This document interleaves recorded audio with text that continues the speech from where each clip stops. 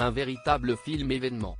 Ultra populaire en Italie, Il reste encore demain, qui raconte l'histoire d'une femme qui vit le patriarcat et les violences conjugales dans les années 40, s'apprête à débarquer dans les salles obscures en France ce mercredi.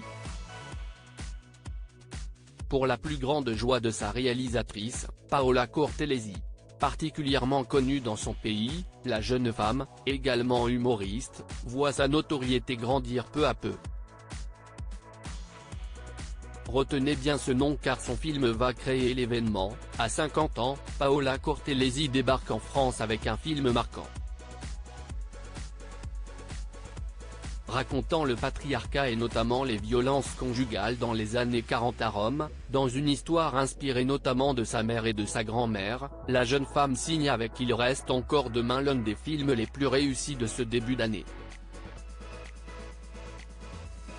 Un film qui a déjà un grand succès en Italie, avec plus de 5 millions d'entrées, il a créé un événement et lancé un débat sur les violences conjugales et les féminicides dans le pays. Pour le plus grand bonheur de sa réalisatrice, qui savoure son succès. Il faut dire qu'en 25 ans de carrière, elle a bien plus souvent été saluée pour des comédies légères et populaires que pour des drames. Un passé comique né à Rome en 1973, la toute jeune quinquagénaire se fait notamment connaître en faisant des sketchs sur la Rai, la télévision publique italienne, au début des années 2000. Avec ses perruques, elle imite Céline Dion et Britney Spears, avant de débuter sa carrière au cinéma dans des films toujours plutôt humoristiques. Une expérience dont elle garde un souvenir mitigé. Quand j'écrivais des sketchs pour la Rai, je ne travaillais qu'avec des hommes. Parfois, je proposais une idée et ils se regardaient entre eux pour décider, s'est-elle notamment souvenue pour nos consoeurs de Libération. Aujourd'hui plus libre d'écrire ce qu'elle veut, la pétillante italienne, qui a obtenu l'équivalent d'un César de la meilleure actrice en 2011, continue de s'entourer de personnes qui comptent pour elle.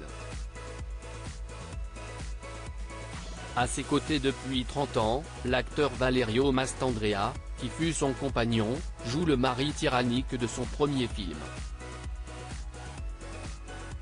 J'admire sa capacité à trouver le public. Si est une machine, elle est hyper méthodique. Et on rigole tout le temps, raconte-t-il quant à lui.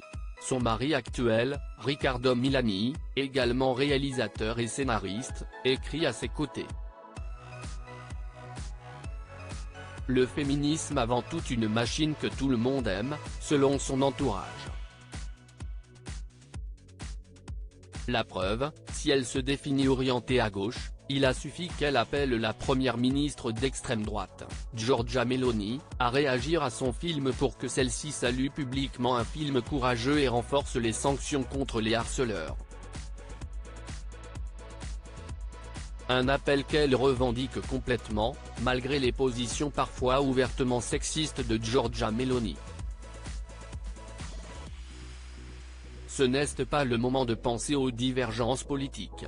Pour la première fois, une femme est à la tête de l'État et nous avons ce dénominateur en commun, être des femmes, argumente-t-elle. Un féminisme plus important que tout, surtout dans un contexte de lutte contre les violences faites aux femmes, qu'elle inculque aussi à sa fille, Laura, 11 ans. Je n'utilise pas le mot féminisme avec elle. Mais je lui inculque la liberté, le respect de soi-même et des autres, explique-t-elle. Et on espère qu'en Italie, comme en France, les choses vont enfin pouvoir changer.